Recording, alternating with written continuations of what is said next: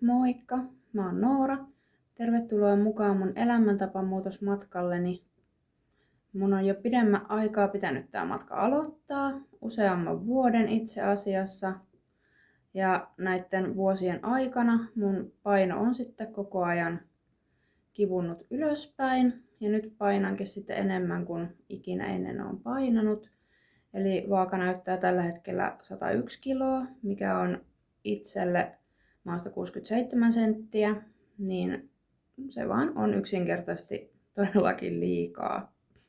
Eli ensinnäkin sitä painoa pitäisi nyt tällä matkalla ruveta pudottamaan.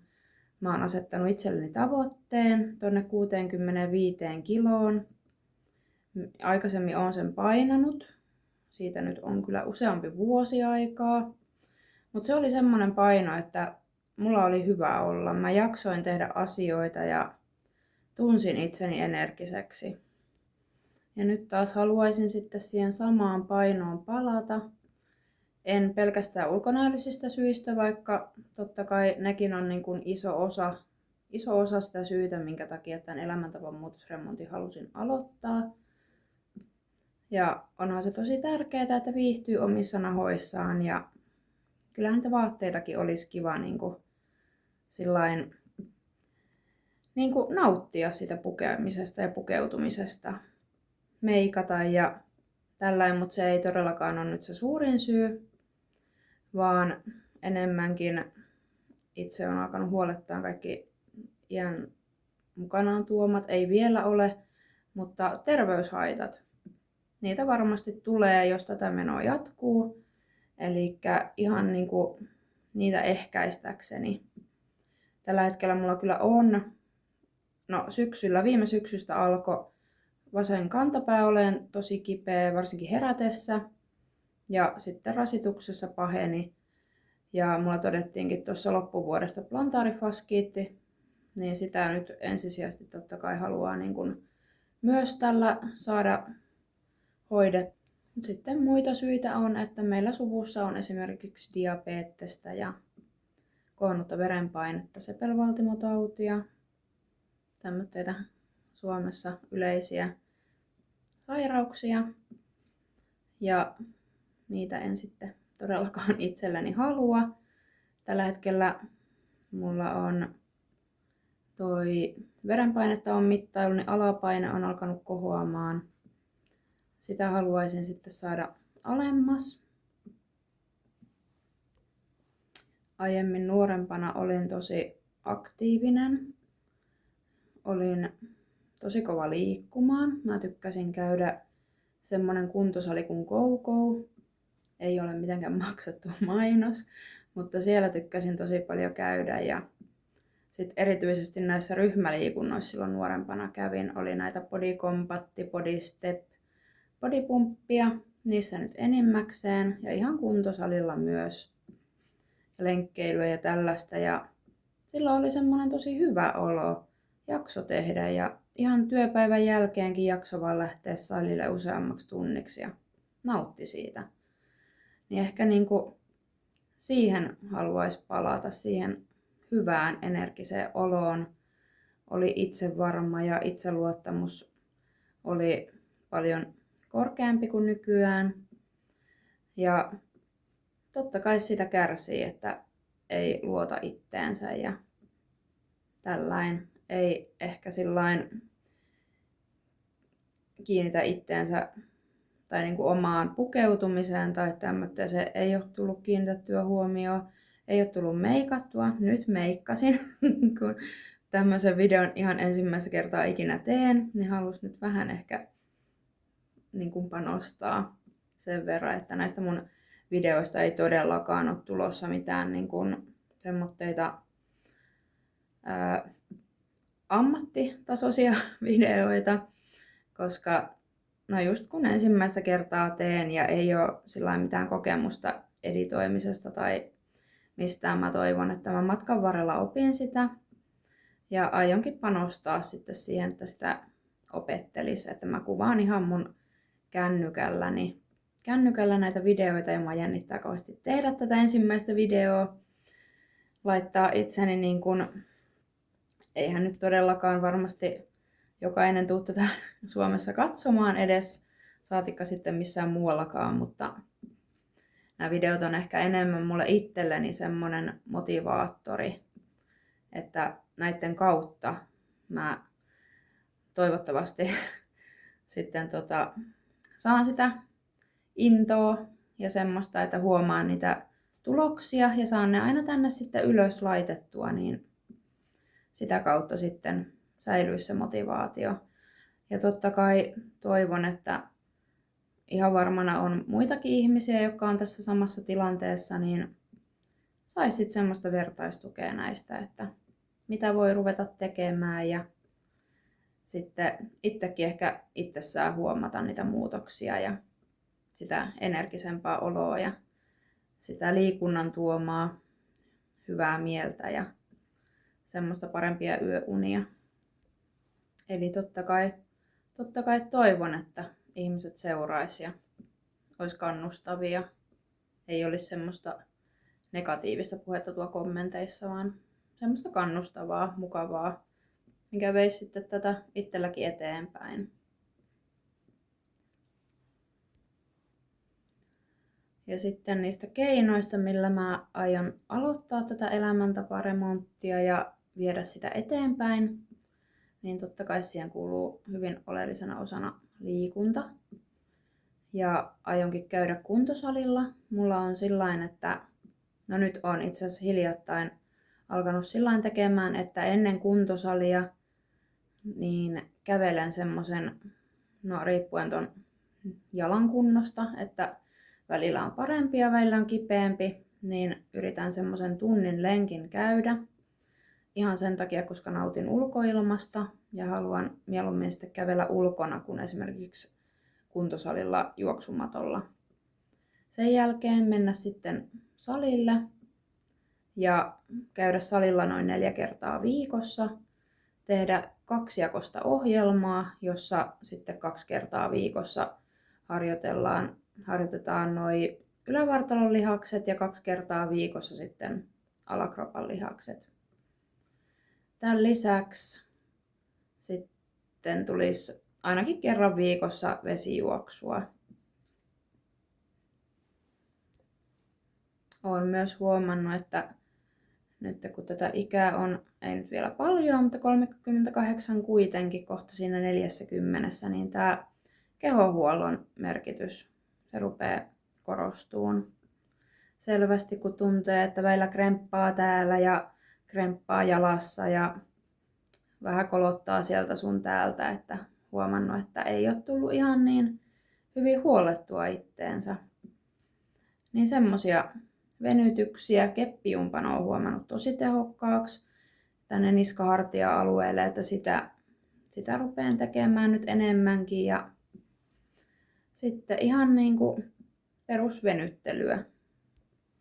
Varsinkin monesti työpäivien jälkeen huomaa, että on kroppa jumissa.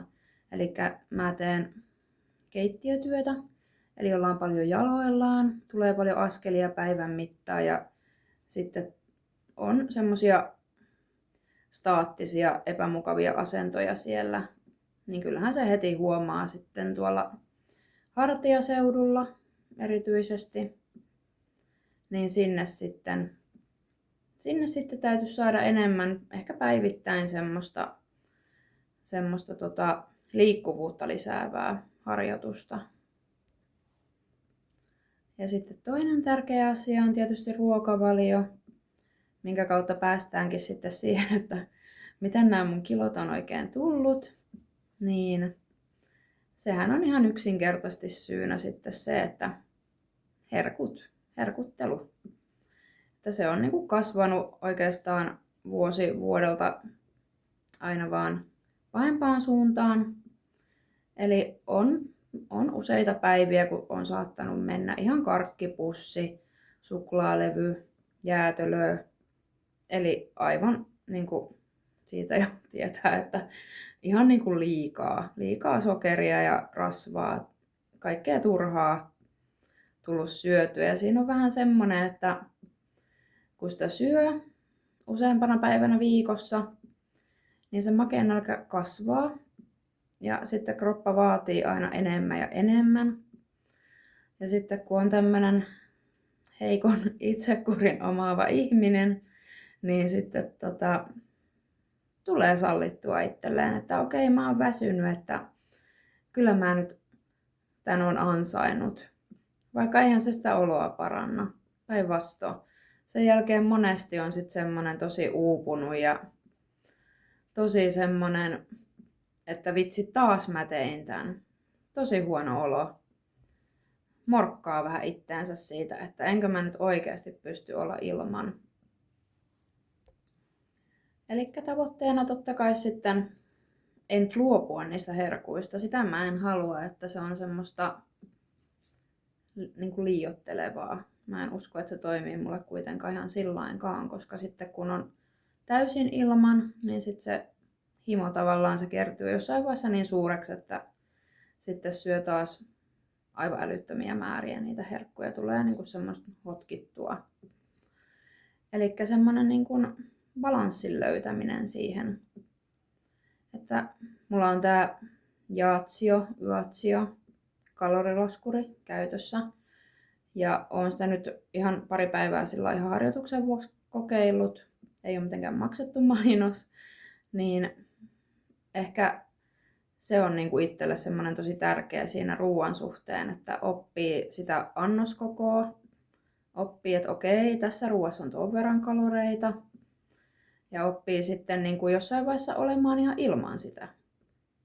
Pikkuhiljaa sinne suuntaan, että oppii tunnistaan, että mitkä on niin kuin kaloreiden puolesta niitä hyviä syötäviä ja mitkä ei. Totta kai niin kuin ei ole tarkoitus mennä sillain niin kuin kaloripainotteisesti, vaan totta kai on tärkeää, että saisi niitä kaikkia ravintoaineita ja proteiinia ja tämmöistä, kun selvästi on saanut niitä aikaisemmin niin kuin liian vähän. Niin semmoitteisiin panostaisi. On jotenkin hassua, että mä itse olen kasvissyöjä. Siis syön kyllä kanaa ja kalaa. Et en ihan täysin kasvissyöjä ole, mutta en syö punaista lihaa.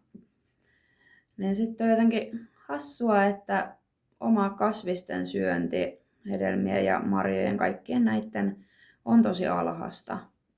Ja niistähän niitä vitamiineja ja kaikkea hivenaineita ja kivennäisaineita sitten saiskin. Niin niitä on tarkoitus sitten lähteä pikkuhiljaa nostamaan. Mikä se suositushan olisi joku 800 grammaa päivässä, se kuulostaa tällä hetkellä tosi isolta määrältä, mutta kyllä mä uskon, että sekin on sitten jossain vaiheessa mahdollista saavuttaa, kun lisäilee aina pikkuhiljaa ja oppii ehkä sitten ruoan, no en ole tehnyt ruokaa kovinkaan aktiivisesti, mutta ehkä sitä tulee harjoiteltua sitten, että pääsee taas siihen kiinni, että tehdään ruokaa, ettei syö vain jotain leipää tai jogurttia tai tällaista, vaan jotain vähän terveellisempää. Niin sinnehän on helppo ujuttaa niitä kasviksia. Leivän päälle on helppo kyllä ujuttaa myös kasviksia, ja vaikka jogurtin, mulla on saanut vaihdettua ton maustetun jogurtin luonnonjogurttiin, ja sinne sitten olisi helppo niitä marjoja ujuttaa sekä myös puuroon. Mutta en halua tehdä siitäkään semmoista liian painostavaa asiaa, että heti olisi pakko hypätä sinne 800 grammaan, vaan enemmän tehdä sen silloin portaittain pikkasen aina lisäämällä ja keksimällä semmoisia keinoja, että miten niitä saisi sitten paremmin syötyä. Joskus mulla oli tapana tehdä semmoinen kasvislautanen. Saattoi olla hedelmiä siinä ja kasviksia. Ja sitten tämmönen kermaviilidippi. Semmoisen voisi vaikka illalla sitten syödä. Siinä tulee ihan huomaamatta syötyä aika paljonkin niitä kasviksia. Ja ne maistuu siinä hyvälle. Enkä mä usko, että se kermaviilidippikään nyt siinä niin paha asia on, että just tällainen, että en aio nipottaa liikaa itselleni siitä ruokavaliosta, että jos mä sen kermaviilidipin avulla saan esimerkiksi niitä kasviksia enemmän syötyä, niin se on ihan fine. Se on oikeastaan aika tosi jees juttu. Tietysti myös elämäntapamuutosjuttuihin kuuluu lepo ja rentoutuminen. Mutta mä en usko, että mulla on niissä sillain hirveästi ongelmaa, että mä yleensä nukun tosi hyvin. Semmoista riippuen vähän työvuorosta, että mä teen vuorotyötä. Välillä tulee nukuttua se 9 tuntia, mikä itselle on semmoinen aika optimi. Sitten tulee niitäkin öitä, kun tulee nukuttua 5 tuntia, mikä ei todellakaan riitä itselle ja harvalle se varmaan mullekaan riittää. Niin siinä, no on skarpattavaa, aina on skarpattavaa, mutta sillä että ei ota ressiä. Et ehkä se, että illalla panostaisi siihen, että rauhoittuu. Ei ota sitä kännykkää, ei kato niin myöhään telkkaria, ehkä joku kirja, sitä lukee. Syö sitten, täytyy selvittää mitkä on unta parantavia ruoka-aineita, mitä olisi hyvä syödä illalla. Ja tästä sitten voin myöhemmin teillekin kertoa, jos semmoitteen saan selville, että on jotain, mitä kannattaa illalla syödä. Ja sitten jos vielä mietitään sitä, että miten mä aion tätä videosarjaa tänne aina julkaista, niin mä oon miettinyt, että alkuviikosta olisi aina punnitus. Se voi vähän vaihdella, että minä päivänä mä sen videon aina saan julkaistua just noiden työvuorojen kaiken elämän mukaan. Että voi vähän vaihdella, että se ei aina tule ihan maanantaina. Se voi tulla tiistaina tai keskiviikkona, mutta se tulee joka tapauksessa. Mä toivon, että jonkunlaisen semmoitteen rytmin saan siinä pidettyä. Se voi olla helpommin sanottu kuin tehty, mutta kun siihen panostaa, niin varmana onnistuu. Ja sitten siinä ehkä samalla siinä alkuviikon videossa punnituksen lisäksi, niin kertoo ehkä vähän siitä, että miten on tarkoitus siinä viikkona liikkua. Onko jotain esimerkiksi ruoan suhteen, mitä on ajatellut tehdä. Ja sitten loppuviikosta, tai niin kuin voisin koko viikolta kerätä semmoista tavallaan My Week-videota. Anteeksi. Missä sitten koko vähän sitä viikkoa, että mielialoja, miten on mennyt. Onko tehnyt mieli niitä herkkuja, miten on tullut liikuttua, rentouduttua, nukuttua, kaikkea tämmöistä. Ja sitten mietin, että jos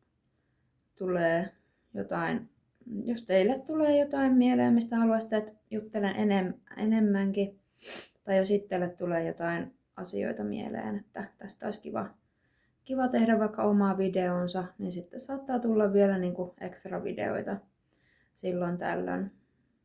Että saa ihan koko matkan aikana saa ehdottaa kommentteihin, että mitä olisi kiva nähdä tai mistä olisi kiva ehkä kuulla mun mielipiteitä. Ihan mitä vaan. Joo, mä mietin, että tähän loppuun, nyt kun tää on tosiaan tämmönen laihdutusvideo tarkoitus tai videosarja myös olla, niin voitaisiin katsoa tää, että mistä me lähdetään liikenteeseen. Elikkäs.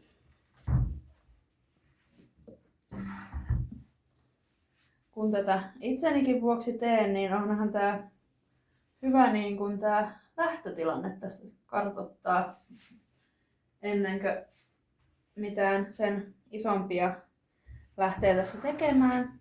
Niin stadaa, tältä näyttää nykyhetki. Ja me voitaisiin oikeastaan tehdä sillain, että siinä alkuviikon videossa näyttäydyn kokonaan. Että en tee aina niitä videoita todellakaan tälläin, vaan saattaa olla välillä vaikka lenkilläkin kuvaa videoa tai miten vaan. Mutta ihanaa, jos olet katsonut tämän videon tänne asti. Olen tosi iloinen siitä, tosi kiitollinen. Ja olisi tosi ihanaa, jos tilaisit mun kanavaa ja lähtisit seuraamaan tätä matkaa. Tää jännittää itteeni, mutta toivon, että saatte tästä jotakin irti. Ja tosiaan kaikkia videoehdotuksia, miten tätä teidän mielestä olisi hyvä lähteä, mitä tykkäätte katsoa, miten olisi hyvä lähteä etenemään tämän kanssa. Mutta palataan taas, nähdään seuraavalla videolla. Moikka!